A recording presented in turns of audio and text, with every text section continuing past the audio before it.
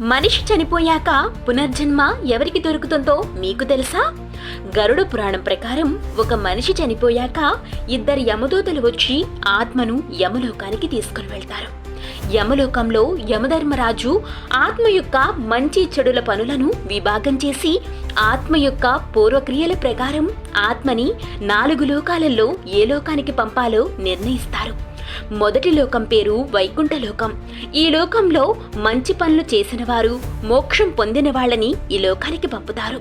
రెండోది స్వర్గలోకం.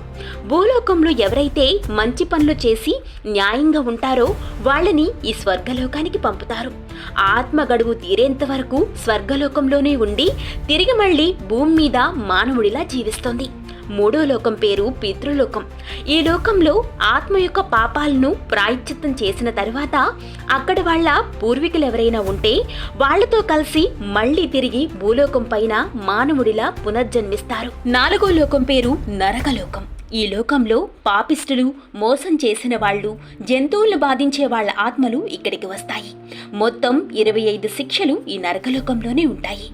ఆత్మలు వాళ్ళు చేసిన తప్పులకు శిక్షల్ని అనుభవించి మళ్లీ భూమి మీద ఉన్న 84 లక్షల జీవరాశులలో ఒక జీవిగా మళ్లీ పుడతారు. ఈ వీడియో నచ్చినట్లయితే లైక్ చేయండి, షేర్ చేయండి, సబ్స్క్రైబ్ చేసుకోవటం మాత్రం మర్చిపోకండి.